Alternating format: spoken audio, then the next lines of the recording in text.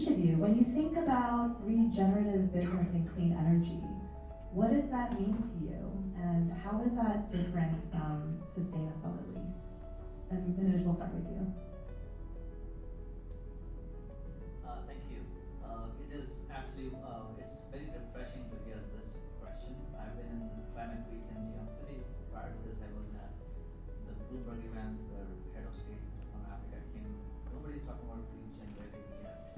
So you are ahead in the game just by asking the question, and it is a tough question that made me think. Because historically speaking, we are looking at climate change through the lens of carbon offset, right, which is eliminating as much CO2 as possible from the atmosphere with technologies like solar and what have you. How do you do carbon sequestration? How do you do things that takes the carbon back into the soil, for example, is something that is very new, and we don't do that as a company yet, but it is very refreshing to hear that you and people are already thinking about regenerative part, not just the offset part. Offset part is just the beginning. The regenerative part is what will make it last forever for multiple lifetimes. And Seema, how about you? What does that mean to you, regenerative business? So our definition of how we in fact set up the fund was also to say, let's take a more holistic view of what's happening in the world in terms of climate change. The reality is that the world is kind of messed up. I mean, look at everything that's happening around us. So we said to drive sustainability, we have to not just focus on mitigation, the point you just made, but also adaptation and resilience. And that then requires us to look at technologies that are not just generating energy, but also utilizing it in a manner that's more responsible, but also taking into account a full cycle. So our definition therefore became, we will not just look at only energy generation, but also other adjacent application areas, which equally impress upon the impact that regeneration. Solar or wind, people don't like how solar panels look in fields. People don't like offshore wind turbines because they spoil the view of the ocean. So there's always that element. But the projects that I've seen have been really successful in kind of combating or dealing with NIMBYism is ones that really engage the communities early stage. And beyond just engagement and explaining why is this project beneficial to you or why it's not harmful to you, actually offer a very specific benefit to a community. Absolutely, thank you for having us, and thank you to all of our esteemed panelists. And I'll just give a short introduction. Hi, my name is Lillian Kim. I'm an M&A corporate partner here at Pillsbury, and we have a great set of guests with us today. We have Manoj Sinha, who's a co-founder and CEO of Husk Power Systems, which is the largest provider of mini grids in India and Nigeria. Recognized globally for his work, including being named to Time 100 list of climate leaders. Very impressive. And he started this company after 20 years on Wall Street, and was suddenly inspired in 2014 to solve the problem of lack of electricity in rural areas, which is really impressive. And then next to Manoj, we have Seema Chaturvedi, founder of AWE Funds, which starts for achieving women equity, gender supportive venture capital platform investing in women-led climate initiatives. She also has a very impressive career with over 25 years of experience in both finance and entrepreneurship. We're so lucky to have her here. And she's also been honored immensely, named to Forbes 50 over 50 recently, so very impressive. And last but far from least is my partner, Elina, Tepinsky, who heads the global energy group here at Pillsbury. And Elina, she does it all. She does nuclear energy, she does project finance. She really helps to make these climate projects bankable. So thank you all for having us here. And like Stuti previewed, we've all heard about sustainability, but we're here to have a conversation about what is this regenerative situation looking like. It's not just about doing less harm for the environment, but it's about making the world a better place than how we left it. So for this conversation, I'll just start off with a broad question for each of you, and then I'll kind of go along with the three themes. We'll start with business, then move on to sustainability and innovation, and then close with some thoughts on leadership. But the first question for each of you, when you think about regenerative business and clean energy, what does that mean to you? And how is that different from sustainability? And Manoj, we'll start with you. Thank you. It is actually, it's very refreshing to hear this question. I've been in this climate week in New York City. Prior to this, I was at the Bloomberg event where head of states from Africa came. Nobody's talking about regenerative yet. So you are ahead in the game just by asking the question, and it is a tough question that made me think.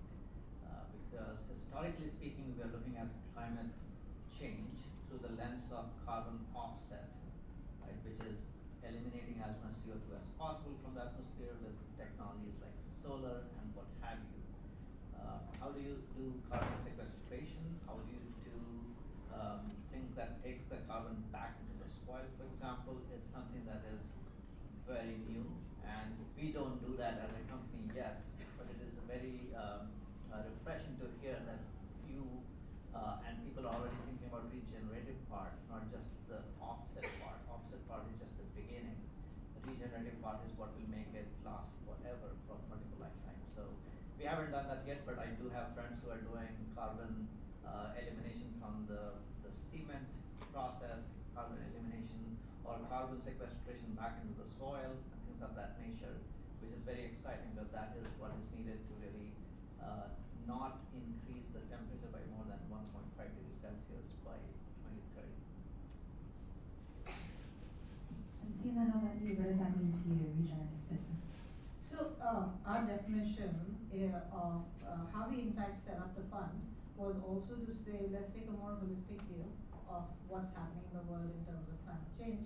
The reality is that the world is kind of messed up. I mean, look at everything that's happening around us. So we said to drive sustainability, we have to not just focus on mitigation, the point you just made, but also adaptation and resilience.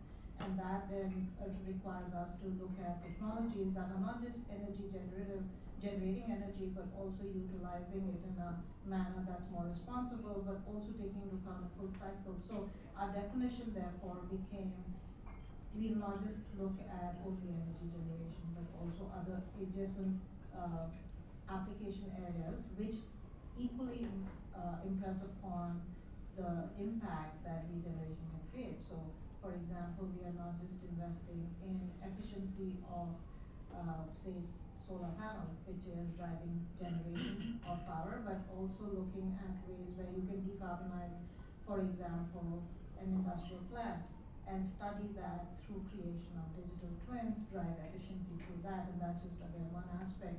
But we're also looking at it from the standpoint of circularity, of saying how do we take waste already out there and make it become more valuable in a manner that it's optimizing for waste of water that might, for example, get even cotton. It's one of the most water consuming industries, and can we find alternative fibers that replace the linen and cotton field and be called natural fibers because they are coming from agri waste, and then be part of blends that then bring down the amount of water it took to make a shirt or a pant. So we therefore say we invest in energy, also mobility, circularity, but also the other outcome of that is health, because a lot of diseases have come about because of the changing climate. So we do extend our lens into looking at a more broader spectrum, and anything that drives the future of the planet and making it around for our great-great-grandchildren would, I think, seed sustainability. That's great. How about you, Elina? What does that mean to you, regenerative business? Well, I absolutely agree with everything that Manoj and Seema have said, but I'd like to add another dimension to our regenerative business, which is investing into the community that is going to be hosting the facility, hosting the project. Because one of the biggest obstacles today to clean energy is NIMBYism, right? Not in my backyard. Everybody wants clean energy, sounds great, until it comes somewhere close to them, and that means construction, that means disruption of something that means something that you don't understand, because I do a lot of work in the nuclear energy industry, and a lot of people don't understand the technology, but even with things that are generally viewed as, more acceptable, solar or wind, people don't like how solar panels look, in fields. So people don't like, offshore wind turbines because, they spoil the view of the ocean. So there's always that element, but the projects that I've seen have been really successful in kind of combating or dealing with NIMBYism is ones that really engage the communities early stage. And beyond just engagement and explaining why is this project beneficial to you or why it's not harmful to you, actually offer a very specific benefit to a community. So one really good example I have a really interesting client called GGEO. They're trying to solve the nuclear spent fuel problem, which is, where do we put all the spent fuel? We need lots of new nuclear, to decarbonize the economy along with renewables and other technologies, but what do we do with the waste? And nobody typically wants the waste, right? Because it just doesn't sound great. You don't want to have the waste in your backyard or anywhere close to your backyard. But their model is that they are going to get early agreements for countries that need to dispose some of the spent fuel into a repository and use a portion of that fund to actually provide financing to communities that would host the repository as part of investment into clean energy. So those communities want to build solar panels, wind farms, new nuclear power plants, or other sustainable energy facilities. They'll be able to use the proceeds from that fund. And the interesting thing is when they brought this idea to the communities have absolutely loved it. They've been much more open to hosting a facility, but it's also a way for communities to engage and realize some of the difficult goals they've had in financing some of the clean energy infrastructure. So I think turning lemons into lemonade is also a way to think about regenerative economy. Of course, go ahead. A couple of simple examples of how government is not actually thinking through the whole circularity. So there's a mad rush to deploy lithium-ion batteries as BESS, battery energy storage system behind the meters or large-scale, grid-scale batteries. But do you have a way to recycle the lithium once the lifetime is over? Most countries, at least in the global south where we operate, are not thinking through that. When you deploy panels, it is roughly 35 to 40 years lifetime. Have you thought about bringing that back into where it is supposed to be properly disposed? Like nuclear waste gets a lot of attention because there's a lot of fear from radiation, but what about these panels? Cadmium telluride, we should not be dumping into the ground because it is going to impact millions of people's health. But the policies that exist today, at least in the developing economies, and we operate in India and Nigeria, that has not been fully thought through. And that needs to be part of the full equation of value chain rather than they just do 1 terawatt of solar. Thank you, Manoj. That's actually a good segue into the next section where we're talking about business and financial models. As a CEO of Husk Power Systems, how do you balance, clean energy company, how do you balance managing long-term goals with, short-term shareholder value? We started the company thinking about triple P, which is people, planet, and profit, not at the expense of each other, but optimizing across the full value chain. So when I talked about, so we build these decentralized energy resources that are 100 kilowatt in size. Those assets will be installed in communities that do not have access to reliable electricity. So we are bringing electricity that will promote productive use of electricity so that communities prosper. But we have also thought about when the asset life ends, we are going to take it back, right? So that is actually already modeled into our financials. That does reduce the returns by 100 to 200 basis points. But that is the true cost of doing business. You cannot prevent that or avoid that.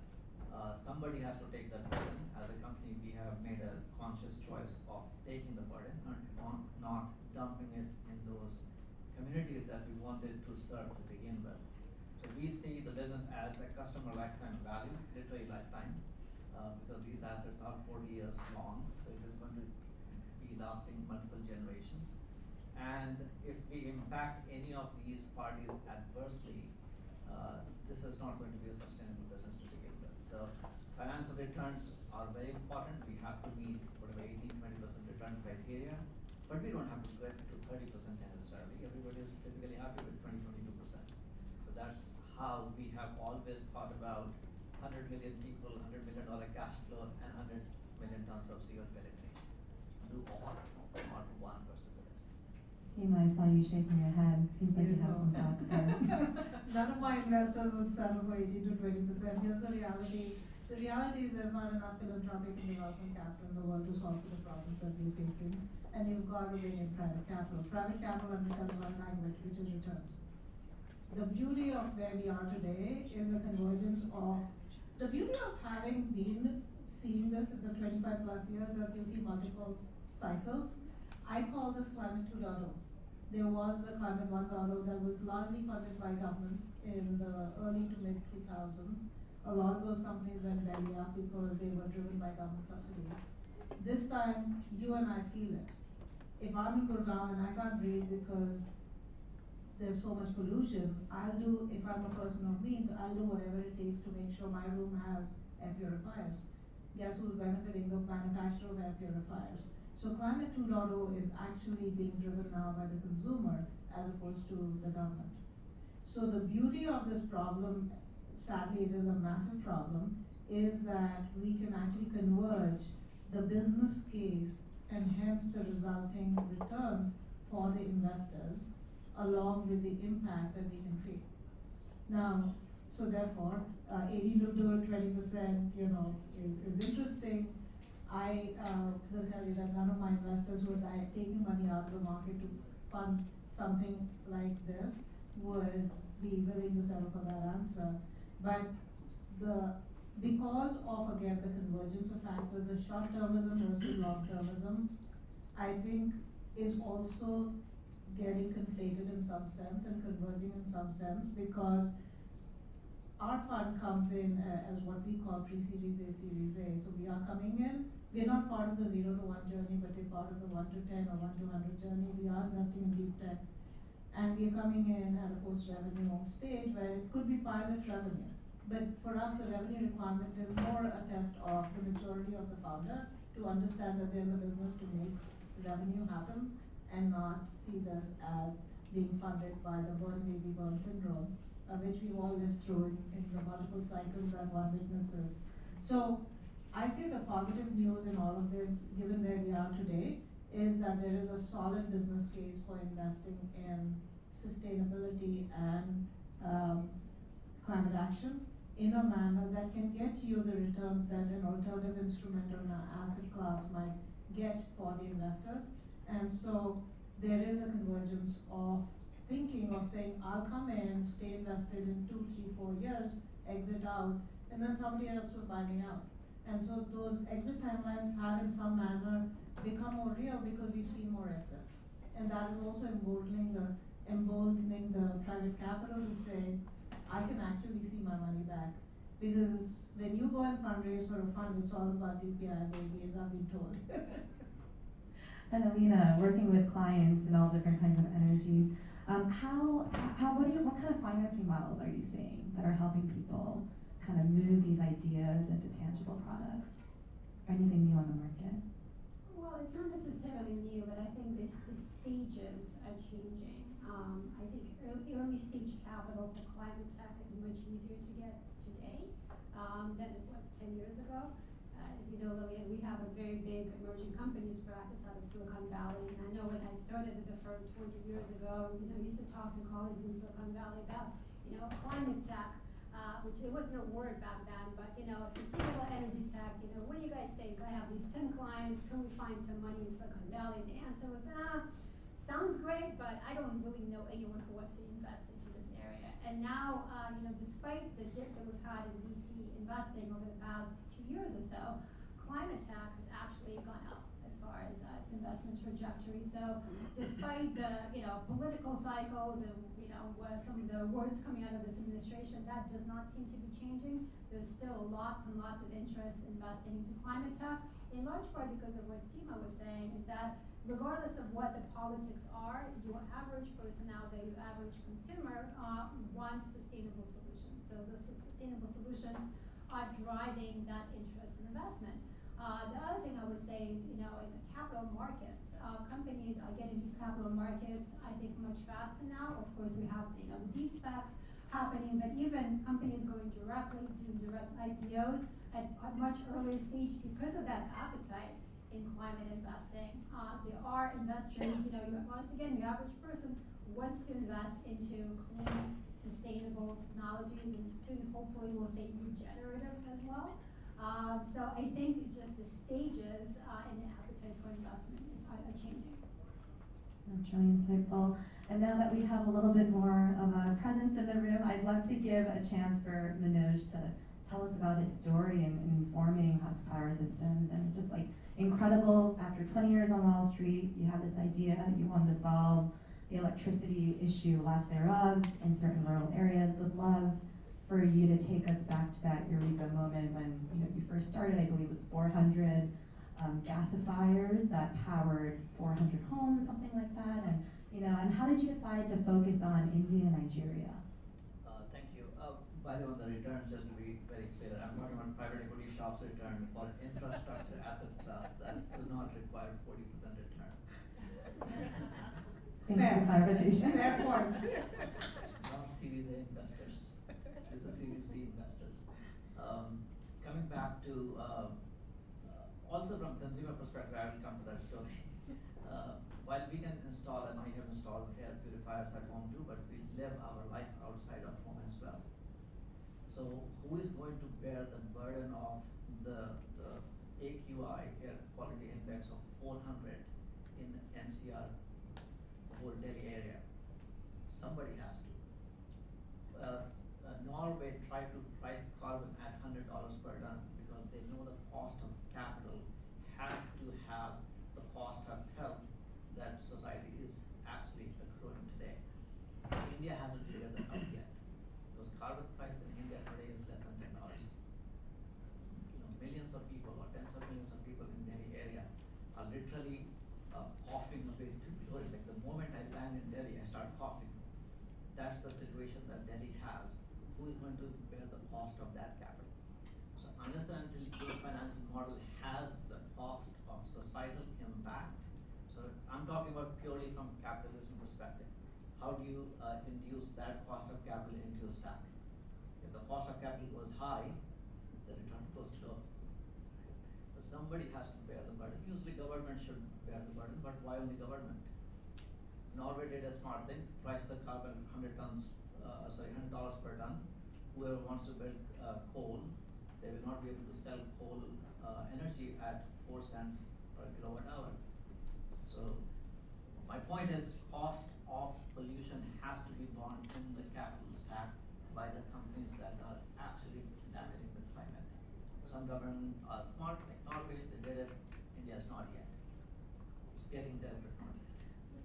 Coming to my story, I'm not that old. I'm old. I did not work on Wall Street for 20 years, but I did work around this area for about 5 years in the financial services industry. I grew up in a state called Bihar in India. It's 110 million people. When I was growing up, about 70% of us did not have any electricity. I was a little bit lucky, I had some electricity. So I could study mostly in light, sometimes with candles, especially during exam time. So that problem was something that I lived with as a child, and I could see how it adversely impacted my own relatives' upbringing. Just because they did not have access to electricity, it's almost like a human right. Not having electricity is not having one of the human rights. Most of you in this room cannot probably empathize with that because you never saw that problem. When you live with that problem, people cannot move into even middle class from where they stand today because they don't have information. No electricity, no information, no opportunity. That's a problem that always kept bothering me even when I was working on Wall Street. So when I saw the future of myself hanging out in Manhattan, it was beautiful. But it was not connecting with my own soul, so to say. I was trained as an electrical engineer, so I thought, who else would solve this problem if I don't? So that was the genesis of the idea of using decentralized energy resources using rice husk. Interestingly, back then, solar PV was very, very expensive in 2008. So that's how we started the company. We thought customers should be the focus point, not otherwise. Like government, typically when they do electrification, customer is not always the focal point.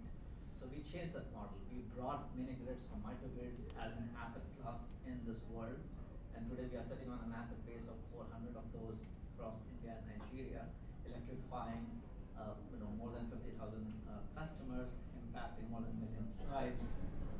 Again, just prior to this event, I was at another event for Africa. We are targeting 1 gigawatt worth of decentralized energy resources by 2030.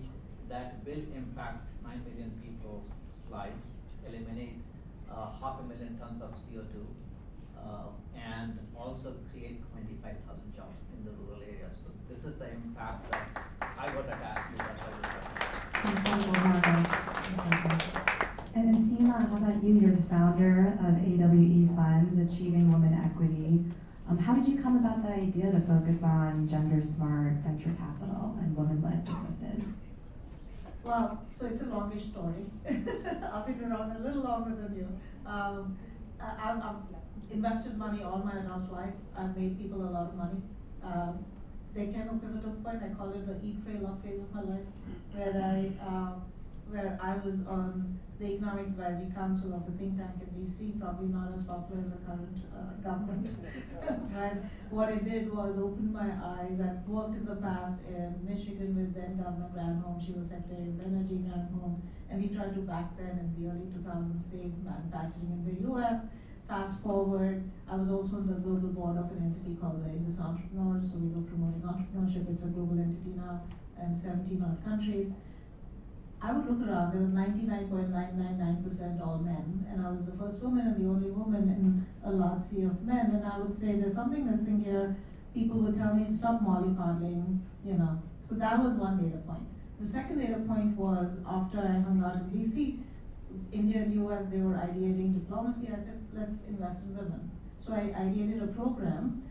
I was blown away by how significantly resourced. So we went, and in 20 states in India, we helped women entrepreneurs. They capped us at 575. It's an interesting number. It's already become about 50,000 women entrepreneurs on its own. I've done nothing. I started the first 575. What blew me away was, and I was just looking at it from my investing mind, I'm like, these ideas are brilliant, why don't we get them funded? And they said, well, nobody A, takes us seriously, B, thinks it's a good idea. So I have lectured now at CES and Johns Hopkins. I call it the underappreciated asset class of women businesses. Additional to that, the other third data point was that climate change, I think it was a Finnish minister or some minister said it's a man-made problem, but the solution is a feminist solution. And when I look at the users and adopters of climate solutions, oftentimes at the grassroots level, those are women. So if we truly add to the previous answer of sustainability, if we want real adoption of solutions. One technology company CEO said to me once, we don't judge our success by the licenses sold, we judge the success of our software solution by the adoption of our software, as in how many active users we have, which is a very good measure. So if the adopters are women, are frugal, are innovative, why can't we bring that gender lens to climate action? And women are disproportionately impacted at the grassroots level because of climate change. So wrapping all of this theory, and I have mostly done B2B, having lived in Michigan 20 years, manufacturing something I understand. India is producing amazing innovation, frugal innovation, because like he said, we were all kind of raised in an environment of frugality because we didn't have the resources, and I grew up in India as well. And how do you apply that mindset to creating solutions that are built in India, but built for the world? And I'm looking at all this and saying, this is, very interesting from an investment asset class standpoint. And I started calling it the new BRICS. So back in early 2000s, BRICS was a big phenomenon. Everybody was chasing for the BRICS investment thesis. I say the fastest growing fastest growing economy in the world is not a country, it's women, whether they're older or not. We're running out of time. Okay, yeah, and so I'll just end that became the genesis of this investment thesis. And we're out to tell the world that we will earn you superior financial returns with the impact of gender equitable climate action. That's incredible. Do we have maybe round robin, real quick? Okay, last question. You know, with the climate industry as it is, what do you think is one change that you would make to make progress with regenerative business? If you could change one thing, what is stalling progress today? Well, I think we really, we talked about short-term profits versus, long-term advancement, and I really think we have to build resilience, climate resilience into every business, because these political cycles will come and go, but climate issues will stay, and if businesses really focus on the long-term sustainability and the resilience of their business, investment into supply chains that are sustainable, investment into communities, and solutions that can really be here long-term, I think that's the one kind of mindset that we need to change, versus just looking at the very short-term growth, what's kind of the trend thing that will get you short-term gains. Seema? One thing that I'd like to see is actually have legacy businesses collaborate with innovators, because the reality is there's amazing innovation out there. 70% of the world's problems can be solved with innovation that already exists. We just have to connect the dots. And we are actually launching something around that. So anybody interested, please speak with me. I'm actually very positive as an entrepreneur. So today, again, before this event, 29 African countries, head of states came together to sign Energy Compact to actually electrify 300 million people with practically 100% renewables. That happened today. That's why I'm so optimistic. One thing that I would change on Wall Street is, there are a lot of very smart financial folks here and institutions add the cost of capital to the societal adverse impact that happens because of carbon. That will change the market. Thanks. Resilience, collaboration, adding cost of capital. Give a hand to our panelists. Thank you, Manoj, Seema, and Elina.